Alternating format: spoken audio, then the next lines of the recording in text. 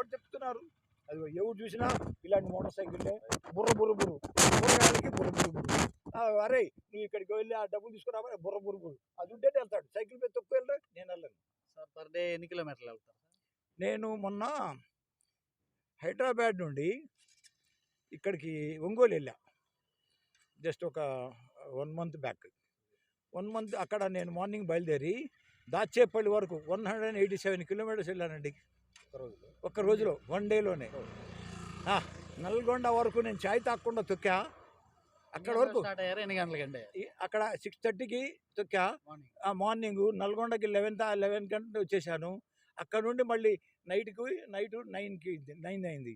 మధ్యలో రెస్ట్ తీసుకున్నా చాలాసేపు, ఒక 4 అవర్స్ రెస్ట్ తీసుకున్నా. ఎండకి తొక్కకూడదు, అదొకటి. ఎండ తీవ్రత ఉంటుంది కదా, అది మనం స్ట్రెయిన్ అవ్వకూడదు ఎప్పుడైనా సరే. మన ఎనర్జీ ఎలా ఉంది, ఆ స్టామినా కనిపెట్టాలి. తర్వాత ఈ సైక్లింగ్ వల్ల అడ్వాంటేజ్ ఏంటంటే మనలో ఆక్సిజన్ చాలా పెరుగుతుంది. ఆక్సిజన్ మనం బాగా కన్జ్యూమ్ చేస్తాం అనమాట. వాటర్ బాగా కన్జ్యూమ్ చేస్తాం. అది ఆ ఆక్సిజన్ మనకు ఎయిర్ అనేది ఫస్ట్ ఇంపార్టెంట్. ఎయిర్లో ఆక్సిజను తర్వాత వాటర్ అనేది చాలా ఇంపార్టెంట్. అది బాడీలో చాలా పోతుంది ఆ విధంగా. నాకు అది ఎనర్జీ, నాకు అదొక శక్తి. తినే ఆహారం తక్కువే, ఎక్కువ తినలేం మనం. బట్ ఆ తిన్నది కూడా యూజ్ఫుల్ అవుతుంది మనకు. అక్కడ అది జరుగుతుంది. 187 వెళ్ళాను నేను. ఇక గోవా వెళ్ళాను సైకిల్ మీద, రాజమండ్రి వెళ్ళాను. ఏం సార్ గోవా వెళ్ళాను, ఇటుపక్క భద్రాచలం వెళ్ళాను, మనుగూరు వెళ్ళాను. మళ్ళీ అక్కడ నుండి మారేడుమిల్లి. అబ్బా మారేడుమిల్లి ఆ అడవులు, ఆ కొండలు, అది ఉన్నాయి. వెళ్తుంటే మా వాళ్ళు ఫోన్ చేసి, మా ఆవిడ నువ్వు ఇంటికి వస్తావా లేదా, ఆ ట్రాఫిక్ ఎక్కడ చూసినా బళ్ళు ఆగి ఉన్నాయి, బళ్ళు ఎక్కలాగా ఆగి ఉన్నాయి అనమాట. ఒకటే ఫోన్లు ఇంకా చూసి మా పిల్ల మా వాళ్ళు, నువ్వు ఇలాంటి జర్నీ చేస్తున్నావు, ఏమైనా అయిపోతే ఏందని చెప్పేసి. నైట్ జర్నీ ఆపుతారా? నైట్ జర్నీ ఆపుతా. అంటే ఒక ప్లాన్ చేస్తా. ఇప్పుడు మొన్న శ్రీశైలం వెళ్ళా, కింద నుండి పై దాకా సున్నిపేట దాకా వెళ్ళాల్సి, అక్కడ ప్రాబ్లం లేదు, నైటే అయింది. మళ్ళీ అక్కడ నుండి మళ్ళీ 10 కిలోమీటర్స్ టెంపుల్కి వెళ్ళాల్సి వచ్చింది.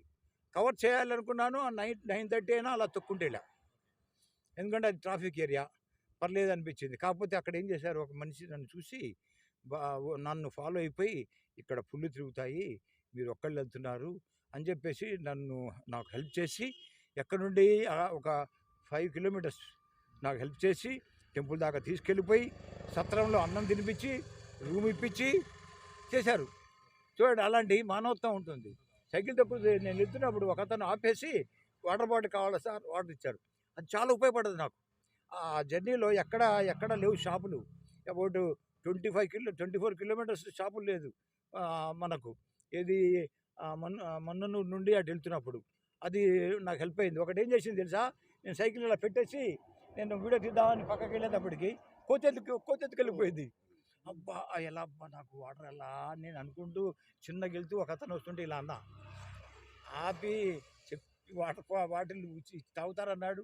తర్వాత వాటర్ బాటిల్ ఉంచుకోండి సార్ మీకు మంచిదని చెప్పేసి, మళ్ళీ ఆయన దగ్గర ఉన్న పళ్ళం కూడా, యాపిల్ కూడా ఉడిసి చెప్పి ఇలా అని చెప్పి, ఎప్పుడైనా ఒకటే చెప్పిండు. అప్పుడు ఒక సూక్తి చెప్పిండు నాకు, ఎవరైనా సరే ఏదైనా ఇచ్చేటప్పుడు, తినే వస్తువు కానీ ఏదైనా ఇచ్చేటప్పుడు తినేవద్దు అనకూడదు అన్నాడు.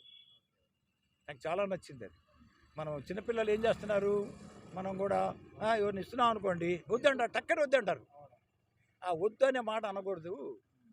అది ఎప్పుడు అవసరపడుతుందో చెప్పలేము మనం, దానివల్ల ఉపయోగం ఉంటుంది అనేది చాలా ఇంపార్టెంట్ పాయింట్ అది. ఇలాంటివన్నీ ప్రకృతి పరంగా మనం ఎంజాయ్ చేస్తున్నాం కాబట్టి ఇవన్నీ నేను చెప్పగలుగుతున్నా. ఇదేదో కల్పితాలు కాదు, ఏదో సినిమాటిక్ కాదు, ఏదో యూట్యూబ్ గురించి కాదు. అవునా, ఈ ప్రజలకు ఉపయోగపడితే మంచిది. అలాంటి వాళ్ళని చూసి వేరే వాళ్ళు ఇన్స్పైర్ అయిపోయి ఎంతోమంది సైక్లింగ్ చేస్తున్నారు. ఏం లేదు, నాకంటే మనగాళ్ళు ఎక్కడెక్కడికో తిరుగుతున్నారు, చేస్తున్నారు.